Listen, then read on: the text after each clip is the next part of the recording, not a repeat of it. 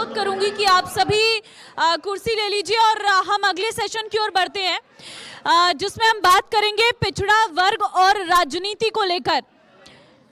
पिछड़ा वर्ग और राजनीति को लेकर बात करेंगे इस सेशन में, और इस सेशन में भी हमारे साथ खास मेहमान होंगे। जीतराम ओबीसी सेल कांग्रेस, अगर आप मेरी आवाज सुन रहे हैं तो आप मंच की तरफ आइए। आरडी कश्यप समाज सेवी, आपको अगर मेरी आवाज मिल रही है तो आप मंच की तरफ आइए। करताराम कश्यप प्रदेश उपाध्यक्ष ओबीसी सेल कांग्रेस। सर, आप सभी से रिक्वेस्ट करती हूं कि आप अपनी सीट ले लीजिए ताकि हम शांति से आगे के सेशंस कर सकें। Jeetram OBC cell Congress, sir आपको मेरी आवाज मिल रही है तो आप मंच की तरफ आइए। आरडी कश्यप समाज सेवी, सर आपको मेरी आवाज मिल रही है तो आप मंच की तरफ आइए। करताराम कश्यप प्रदेश उपाध्यक्ष ओबीसी सेल कांग्रेस। इस सेशन को आगे बढ़ाएंगे मेरे सहयोगी सोनल दहिया और महेंद्र। सोनल और महेंद्र, आप दोनों से रिक्वेस्ट करूंगी कि आप मंच की तरफ आइए।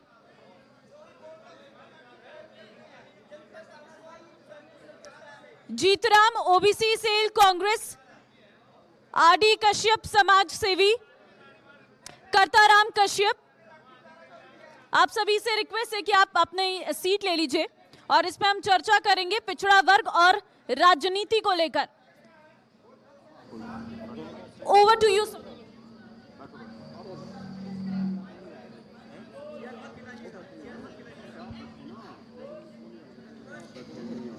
देखिए, आप सभी से गुजारिश है कि कार्यक्रम हमारा सुचारू रूप से चलना चाहिए। बीच में आप इस तरह की स्थिति पैदा ना करें। वर्कर ज्यादा वाला रखे, ये जिंदाबाद और वो मुर्दाबाद, ये कोई तरीका। जीतराम ओबीसी सेल कांग्रेस से हमारे साथ हैं, बहुत बहुत स्वागत है जीतराम जी आपका। आरडी कश्यप समाज सेवी हैं, आपका बहुत बहुत स्वागत है। करताराम कश्यप प्रदेश उपाध्यक्ष ओबीसी सेल कांग्रेस, आपका भी बहुत बहुत स्वागत है। सबसे पहले करताराम कश्यप जी, आप ही से सवाल करते हैं।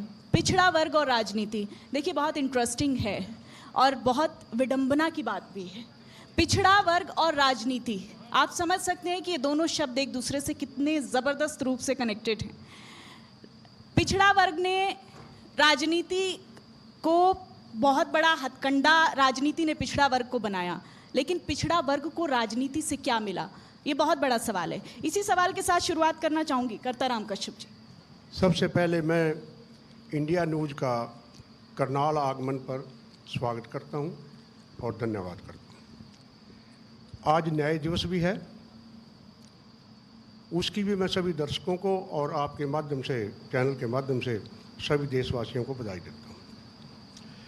न्याय दिवस और हमें न्याय क्या मिला, पिछड़ा वर्ग को क्या न्याय मिला आज तक, उसके बारे में मैं मामूली सा आपको बताना चाहूँगा। हमारे देश में 40 केंद्रीय विद्यालय हैं, यूनिवर्सिटीज हैं, जिनमें हमारे जो ओबीसी समाज की आबादी है हरियाणा में 48 और भारत में 52% है। एक भी प्रोफेसर या एसोसिएट प्रोफेसर ओबीसी समाज से नहीं है। ये आरटीआई से मांगे गए आंकड़े हैं। और इसी प्रकार जितने भी मंत्रालयों के विभाग हैं उनमें हमारे ओबीसी समाज की जो भागीदारी है शून्य है। चाहे वो एम्बेसडर हैं, चाहे वो यूनिवर्सिटी के कुलपति की तो बात ही अलग है, ये हमारा तो एसोसिएट प्रोफेसर तक भी आदमी नहीं है। तो और फिर इनके पास, पार्टियों के पास एक बहुत बड़ा हथियार है NFS, नॉट फाउंड सूटेबल। हमारी जर्नल की परसेंटेज जाती है 60%, हमारी 8%, 80% कट ऑफ लिस्ट होती है। लेकिन फिर भी इंटरव्यू में जाते जाते हमारे जो कैंडिडेट हैं उनको NFS लगा के, बता के, और उनको उससे बाहर कर दिया जाता है। महेंद्र जी बिल्कुल, देखिए जिस तरह से पिछड़ा वर्ग की राजनीति की बात की जाए, तो चाहे देश की हो या प्रदेश की राजनीति की बात, दावे सभी पार्टियां करती हैं। तो आप भी लंबे समय से राजनीतिक अनुभव रखते हैं, क्या लगता है कि राजनीतिक पार्टियां कितना न्याय कर पाई हैं इस वर्ग के साथ? मुझे लगता है ये दावे का सवाल जो है वो हमें जीतराम जी से लेना चाहिए, ओबीसी सेल कांग्रेस से जुड़े हुए हैं। जीतराम जी, दावे होते हैं तमाम, बातें ही बातें होती हैं, बस कितना काम हुआ?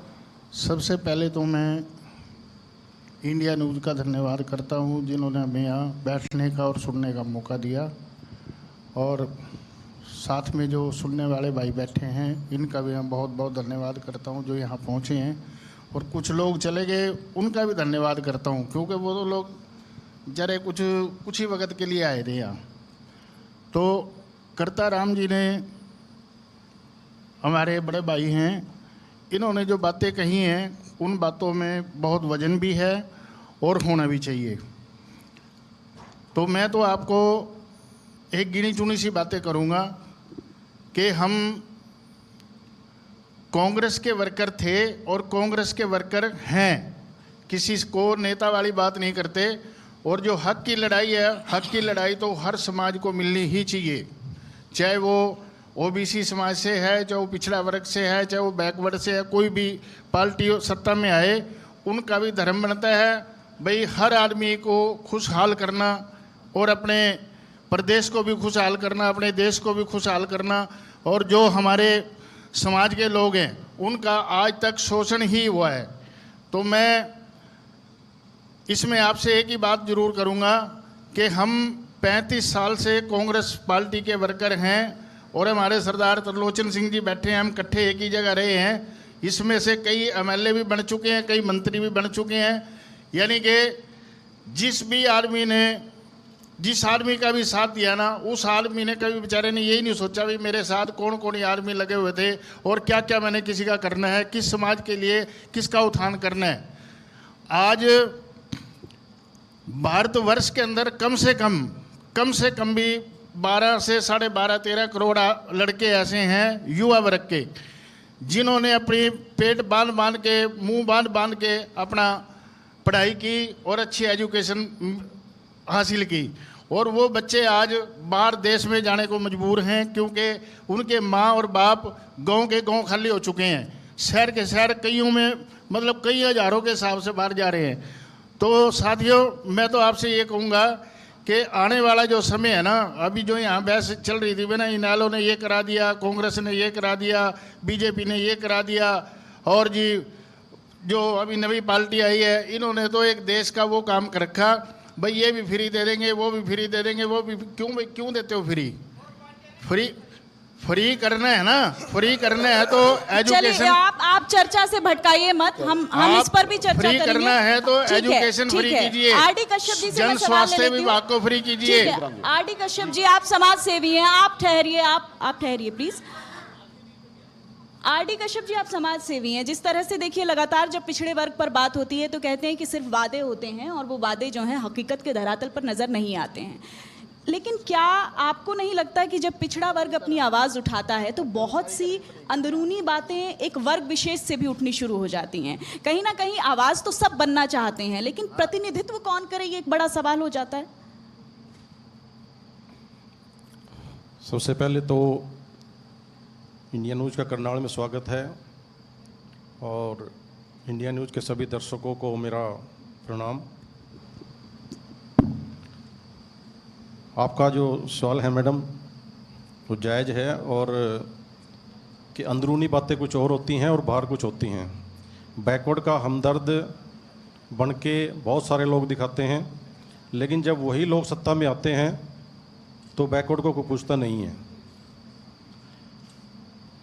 इस समाज के साथ जो अन्याय है इसकी एक लंबी कहानी है, आज से नहीं। हम अगर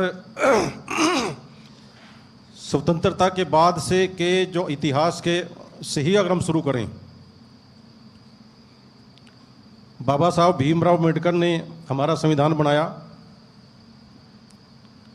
और गरीब समाज के लिए, जिसमें एससी और एसटी आते थे, उन्होंने कानूनन ये प्रावधान कर दिया था कि गरीब समाज को उनके अधिकार मिलें।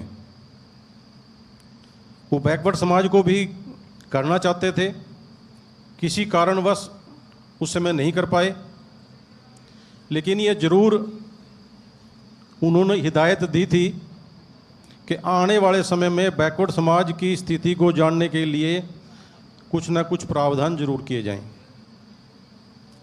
इस चीज़ की डिमांड संसद के माध्यम से और पब्लिक के माध्यम से लगातार उठती रही और अंततः 1953 में एक हमारा आर्टिकल है 340, जिसमें राष्ट्रपति जी को ये अधिकार है कि समाज के विभिन्न वर्गों की स्थिति को जानने के लिए कोई ना कोई आयोग या कमीशन का गठन वो कर सकते हैं।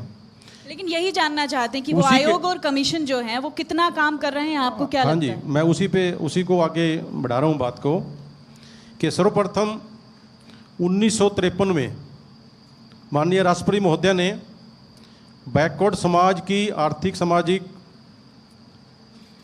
स्थिति को जानने के लिए एक आयोग का गठन किया, जिसका नाम था काका कालेलकर आयोग। काका कालेलकर उस समय के एक बहुत बड़े शिक्षाविद थे, विद्वान थे। उन्होंने लगभग 2 साल की पूरी मेहनत करने के बाद और पूरे हिंदुस्तान में हिंदुस्तान की स्थिति को समझने के लिए 2500 किलोमीटर की पैदल यात्रा करने के बाद अपने आयोग की रिपोर्ट 1955 में सरकार को सौंपी थी। लेकिन 5-6 सालों तक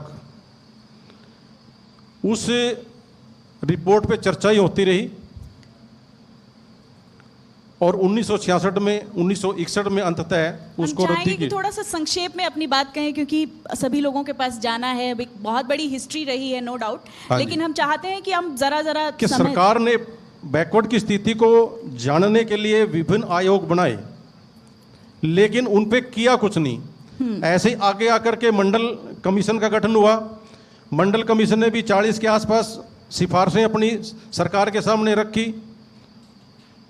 वो 1980 में वो कमीशन की रिपोर्ट आ गई थी। जी। 1990 तक उसको जो नदी की टोकरी में डाले रखा।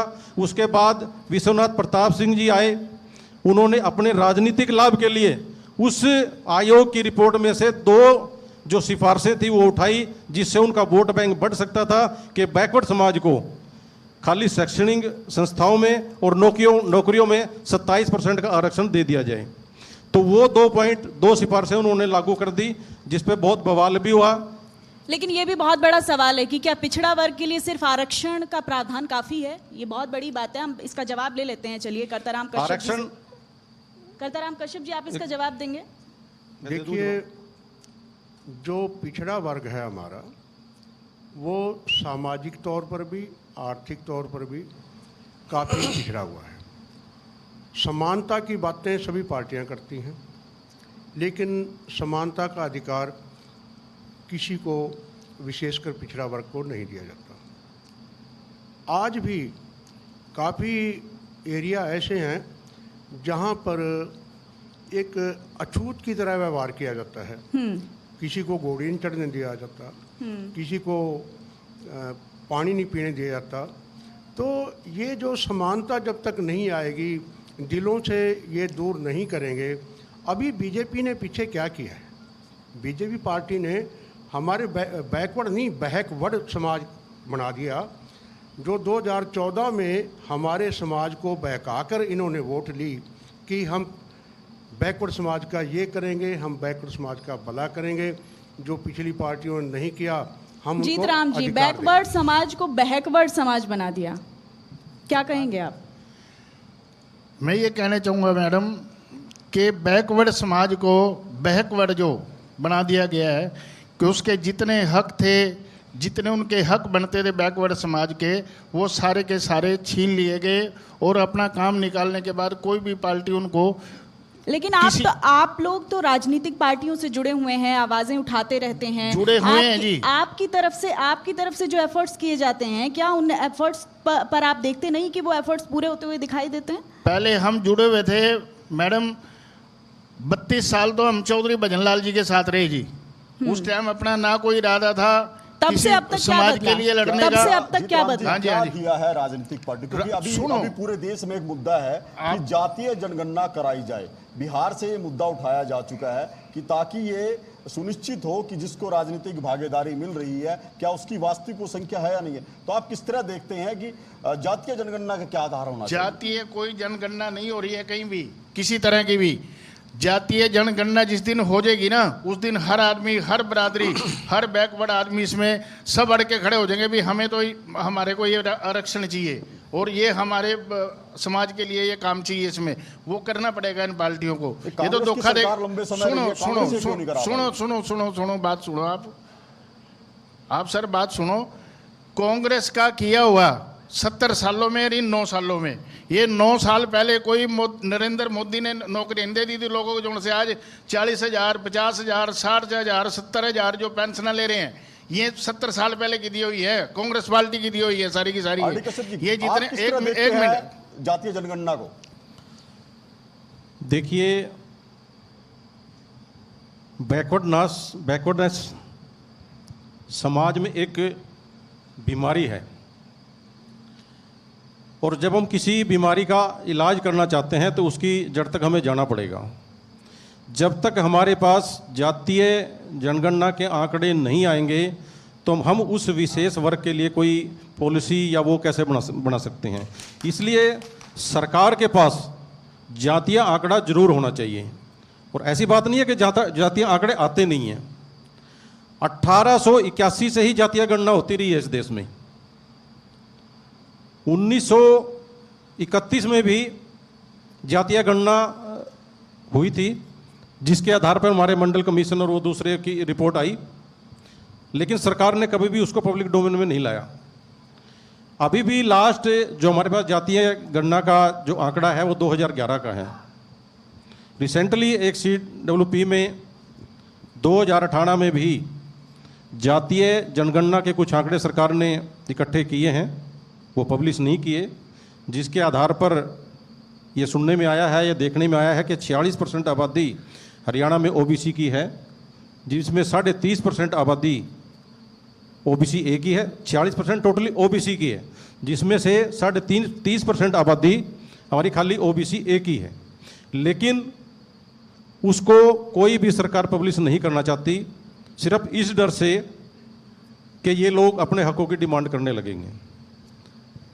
लेकिन मैं कहना चाहता हूँ, ये पूछना चाहता हूँ। चलिए ठीक है, सरकारों को डर है कि ये लोग अपने हक की डिमांड करने लग जाएंगे। हक कितने मिले हैं, कब से ये आवाज़ें उठ रही हैं, ये एक बहुत लंबी फेहरिस्त है। कर्ताराम कश्यप जी, जो पिछड़ा वर्ग है वो कब अगड़ा वर्ग बन पाएगा, ये बहुत बड़ा सवाल है। और क्या अगड़ा वर्ग ना बन पाना ही पिछड़े वर्ग के लिए राजनीति में बहुत बड़ा फ़ायदा है? ये सबसे जो बड़ी विडंबना है, अभी RD कल्याण साहब ने भी बताया है कि जब तक हमारी जनसंख्या के बारे में नहीं पता होगा, भेड़ बकरियों की गिनती हो जाती है, किसी भी चीज़ की गिनती हो जाती है, जब तक हमारी जनसंख्या के आंकड़े आधिकारिक रूप पर नहीं घोषित किए जाते, उसी के आधार पे हमें जनप्रतिनिधित्व कानून में, सभी नौकरियों में, क्लास 1 में, क्लास 2 में जो हमारा हिस्सा है तभी मिल पाएगा जब हमारी ये व्यवस्था हो पाएगी। वैसे आजकल ऐसी बात नहीं है कि पिछड़ा वर्ग इतना कोई, उसमें सभी अवेयर हैं, बच्चे पढ़े लिखे हैं, सक्षम हैं, हर तरह सक्षम हैं, लेकिन हमारे जो समाज है, बैकवर्ड समाज, उसको उभरने का मौका किसी भी पार्टी ने नहीं दिया। लेकिन एक बहुत बड़ा सवाल देखिए जीतराम जी, ये भी है, आप तो चूंकि जो है OBC सेल कांग्रेस से जुड़े हुए हैं, राजनीति से जुड़े हुए हैं, तो आपको पता है राजनीतिक परंपराओं के बारे में। जो एक पिछड़ा वर्ग के अंदर सवाल हैं, वो लोग अपने सवाल जानते ही नहीं, कई बार उन्हें पता ही नहीं कि डिस्कोर्स क्या चल रहा है, उन्हें पता ही नहीं कि उन्हें क्या पूछना चाहिए और उनकी ज़िंदगी में क्या चल रहा है। वो एक भीड़ का हिस्सा बन जाते हैं, राजनीति उन्हें भीड़ का हिस्सा बना देती है। देखिए मैडम, आज से जो हमारे पुराने नेता थे, लीडर थे, प्रधान थे, उन बेचारों ने आज तक कभी ये सोचा ही नहीं इस बारे में। आज की जनरेशन आगे जो आई है ना, जो पढ़ लिख के हर तरह से सक्षम है, वो कहते हैं भी आप लोग वहाँ उस पार्टी में लगे रहे, इस पार्टी में लगे रहे, क्योंकि पहले तो कांग्रेस ही पार्टी थी, सारी भारत में कांग्रेस पार्टी थी। अभी आके जो पार्टी बनी है ये बीजेपी सेंटर में भी है और स्टेटों में भी है। और जहां इन्होंने कहा भाई हम ये कर देंगे, हम वो कर देंगे, इसको स्मार्ट सिटी बना देंगे, इसको सीएम सिटी बना देंगे और भारत को पूरे वर्ल्ड का गुरु बना देंगे, तो कहीं भी ना कोई गुरु वाली बात है और ना ही कोई स्मार्ट सिटी की बात है, ना ही कोई सीएम सिटी की बात है। आप करनाल को ले लीजिए, हम तो करनाल की ज़्यादा करेंगे क्योंकि करनाल में हम रहने वाले हैं, यहीं पैदा हुए और यहीं मरना है। जब इस करनाल का ये कोई आज तक सुधार नहीं हुआ, ये जो अभी बातें बहस चल रही थी, ये कल्पना चावला मेडिकल बनाया, हुड्डा साहब ने बनाया और इसमें कोई शक नहीं है बनाया उन्होंने है। आज तक 9 साल हो गए, 8.5 साल मेरे ख्याल सरकार बनी को, बीजेपी की सरकार बनी को। इस मेडिकल कॉलेज के अंदर ना अगर कोई मशीन है तो डॉक्टर नहीं है, डॉक्टर है तो किसी का इलाज नहीं है। वो जाते हैं बाहर और दूसरे प्राइवेट अस्पतालों को उनको रेफर कर देते हैं, जाके या तो चंडीगढ़ ले जाओ या पीजीआई रोहतक ले जाओ इनको, है जी, या किसी प्राइवेट डॉक्टर पे इलाज करा लो। हर हफ्ते कोई ना कोई 5-4, हर हफ्ते 5-4, 2-4, 5-4 उसमें मौतें होती हैं। ये जो कहते थे ना भैया ये कर दिया और वो कर दिया, कोई करनाल के अंदर किसी तरह की कोई सुविधा नहीं, क्योंकि ये विकास का मुद्दा है, इस पर हमने अभी तो पहले सत्र में चर्चा की भी है। मुद्दा है ये भी, यही तो विकास ही है। करताराम जी, मेरा सवाल आपसे है कि आपको कांग्रेस ने ओबीसी सेल का प्रदेश का कार्यकारी अध्यक्ष बनाया है। बात राजनीतिक भागीदारी की कर लें तो क्या कांग्रेस पार्टी आज स्थिति में है कि पिछड़ा वर्ग को विशेषतः हरियाणा में जो आगामी चुनाव होने वाले हैं क्या भागीदारी दे पाएगी?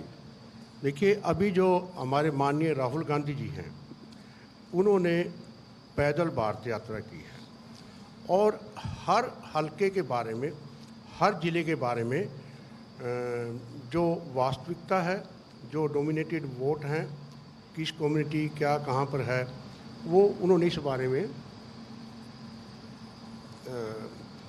कोशिश की है जानने की और कोशिश सफल भी हुई है। और अभी जो अधिवेशन हुआ था कांग्रेस का, तो उसमें उन्होंने ये विश्वास जताया है कि खासकर जो पिछड़ा वर्ग की अब तक अनदेखी हुई है, वो इसकी अनदेखी अब नहीं होने देंगे और ये पार्टी का विशेष फोकस रहेगा पिछड़े समाजों पे कि उनकी भागीदारी उनको सुनिश्चित की जाए। तो मेरा सवाल आर.डी. कश्यप जी आपसे है कि जिस तरह से राजनीतिक पार्टियां चुनावी माहौल में तो इस तरह के दावे करती हैं कि भागीदारी दी जाएगी, आप क्या देखते हैं इस परिप्रेक्ष्य में कि जो सभी दल हैं क्या वो हिस्सेदारी, वो भागीदारी दे पाएंगे पिछड़े वर्ग को? देखिए, इस बारे में किसी भी पार्टी की नीयत मुझे तो सही नहीं लगती। भाई साहब ने अभी जो कहा है कि राहुल गांधी जी ने जो एक पैदल यात्रा करके और इस देश को जानने की बात करी है, ये आंकड़े तो कांग्रेस पार्टी ने 2011 में SECC का एक गठन किया था जिसमें सोशल इकोनॉमिकल कास्ट सेंसस कराया गया था। 4,000 करोड़ रुपए उसमें खर्च किए गए थे और सारा कुछ डाटा उनके पास है। लेकिन उसके बाद के जो इलेक्शन